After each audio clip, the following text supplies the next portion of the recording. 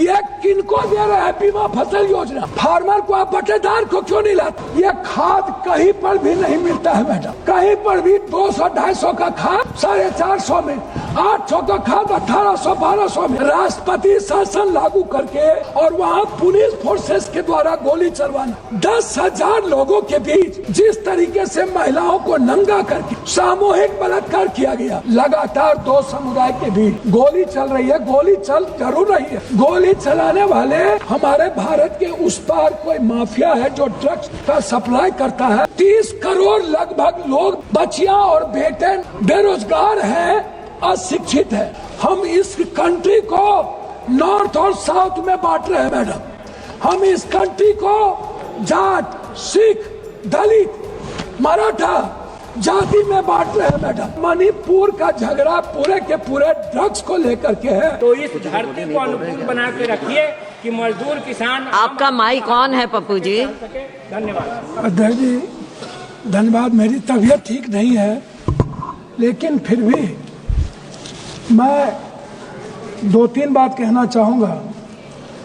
सिर्फ इस बात को लेकर के एक तरफ ट्रंप का आतंक है और दूसरी तरफ हमारा देश संवैधानिक आतंक से जूझ रहा है।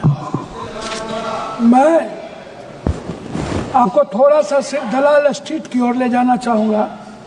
शेयर बाजार के नुकसान 40.80 लाख करोड़ रुपया फरवरी में, जनवरी में 17.93 लाख करोड़, दिसंबर में 4.73 लाख करोड़, नवंबर में 1.97 लाख करोड़, अक्टूबर में 29.73 लाख करोड़, अब 91 लाख करोड़। ये दलाल स्ट्रीट का मामला है। दूसरा है PSU, 25 लाख करोड़ रुपया डूबे, जिसमें LIC 3 लाख करोड़, SBI 1.6 लाख करोड़, तीसरा 1.5 लाख करोड़, हल 1 लाख करोड़, उसके बाद NTPC 1 लाख करोड़, फिर तीसरा 1 लाख करोड़। फिर मतलब आप यदि उसको देखिएगा, बजट अनुपूरक 24-25 में भारत की वार्षिक मुद्रास्फीति 2025 में 4.31% गिर गई।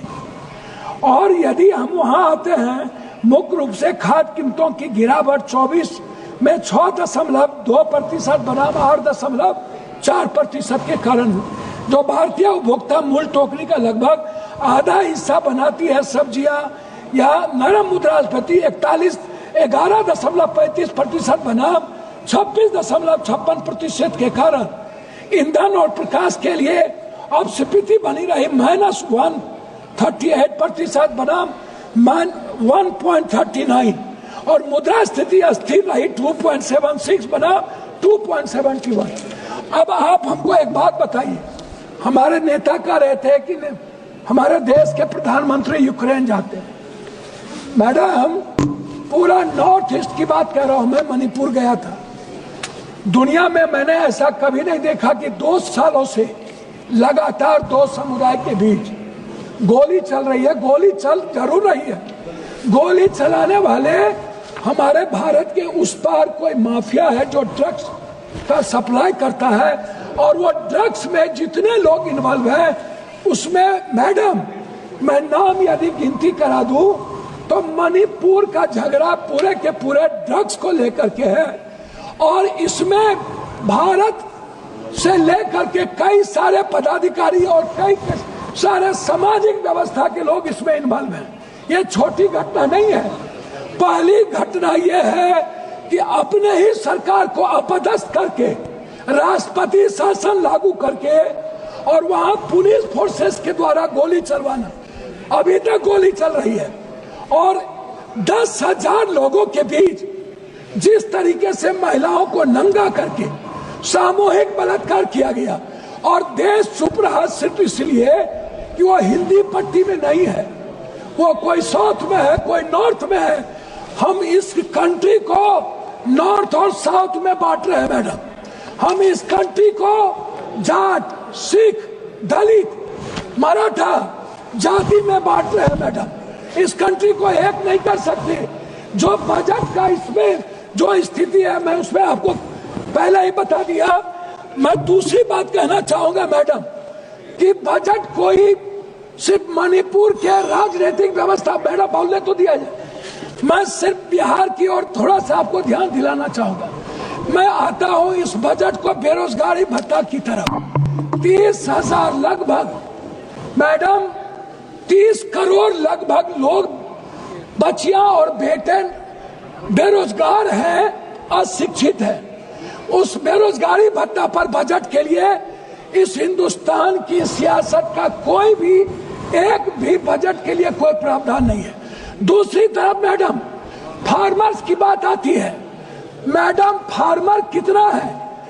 1 बीघा से 5 बीघा वाले जमीन वाले मैडम मात्र 3.2% लोग 5 से 10 बीघा है और 10.1% है 1 बीघा से 5 बीघा।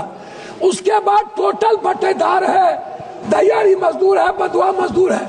ये किनको दे रहे हैं बीमा फसल योजना? फार्मर को आप बटेदार को क्यों नहीं लाते? आप क्यों नहीं लाते बधुआ मजदूर को? आप क्यों नहीं लाते? मैडम मैं बात कर रहा हूँ, हम आना चाहते हैं रेहरी, मैं आना चाहता हूँ जो रेहरी पट्टी पर बेचता है, उनके लिए इनके पास कोई योजना नहीं है। मैडम दूसरा चीज मैं आना चाहूंगा, जो सबसे बड़ा बोझ इस हिंदुस्तान पर है वो हेल्थ को लेकर और एजुकेशन को लेकर है। मैडम आयुष्मान 5 लाख दे दीजिए, आयुष्मान के लिए कितने लोग उसमें प्रावधान है वो देख लीजिए। मेरा मानना है कि इस सरकार का बजट जो जांच है, जो जांच कंप्लीट लोगों के लिए है, अल्ट्रासाउंड है, सीटी स्कैन है, एमआरआई है, जांच ब्लड जांच है, सैंपल है, आप इस जांच को कोई फ्री नहीं करते हैं। यह जांच सबसे ज्यादा बोझ है इस हिंदुस्तान के मिडिल क्लास पर, गरीब पर, इसको आप बजट में नहीं लाए। दूसरी चीज एजुकेशन में कोचिंग जो है, कोचिंग मैडम खत्म करूंगा, मिडिल क्लास के बच्चों पर सबसे ज्यादा बोझ पड़ता है। आप क्यों नहीं कोचिंग पर प्रावधान करते हैं? क्यों आप बच्चों को उसी कॉलेज में जहां पर आप बीए और जहां पर आप टेक्निकल देते हैं वहीं पर आप नौकरी की बात करते हैं? अंत में मैं मैडम आपसे 2 बात कहना चाहूंगा कि बिहार में मैडम हम आपसे एक बात जानना चाहेंगे। किसान की बात करते हैं, यह खाद कहीं पर भी नहीं मिलता है मैडम, कहीं पर भी 200-250 का खाद 450 में, 800 का खाद 1800-1200 में। मैडम मैं आपसे एक आग्रह करना चाहूंगा कि खाद में किसी भी कीमत पर एक प्रावधान लाया जाए और उसको कोऑपरेटिव सिस्टम के तहत मैडम एक व्यवस्था कर रहा हूं, एक व्यवस्था किया जाए। किसान को जब तक आप कहते हैं उन्नत बीज, अब खाद और बीज मिलता कहाँ है? आउट ऑफ मार्केट, और वो पूंजीपतियों के हाथ के द्वारा फिर किसान को दिया जाता है। इसीलिए मैडम आप बिहार के बारे में, कोसी सीमांचल के बारे में मैं 2-3 बात कहना चाहूंगा। नहीं। मैं 2-3 बात, सिर्फ 2-3 बात कहना चाहूंगा मैडम, बस 2-3 बात। एक तरफ कई बार हम लोगों ने इनसे आग्रह किया, ये बार कहते हैं कि हमने एक बेटा में हम एयरपोर्ट की बात कर रहे हैं। मैडम ये ना तो भागलपुर गए हमारे प्रधानमंत्री जी, ये प्रधानमंत्री जी मुजफ्फरपुर भागलपुर राज कर रहे हैं। आप रक्सौल के एयरपोर्ट पर आपने प्रावधान, अंतिम में कह रहा हूँ कि सहरसा में एम्स खुलने की व्यवस्था हो गई थी, भारत सरकार को जमीन दे दिया गया था, लेकिन सहरसा के एम्स को हटा करके आपने कोई प्रावधान, हमारे कोसी सीमांचल में सबसे ज्यादा कैंसर, टीबी, दमा एम्स होना चाहिए, कोसी एक कैंसर का हॉस्पिटल होना चाहिए पूर्णिया में, आपने कोई प्रावधान नहीं दिया। मेरा आग्रह आपसे है कि आप कम से कम एक चीज करिए, आप विशेष राहत कुछ मत दीजिए, बंद पड़े फैक्ट्री को आप एक योजना के तहत बजट में प्रावधान कीजिए। ठीक है जी, और विशेष राहुल सिंह लोधी जी, बहुत जी।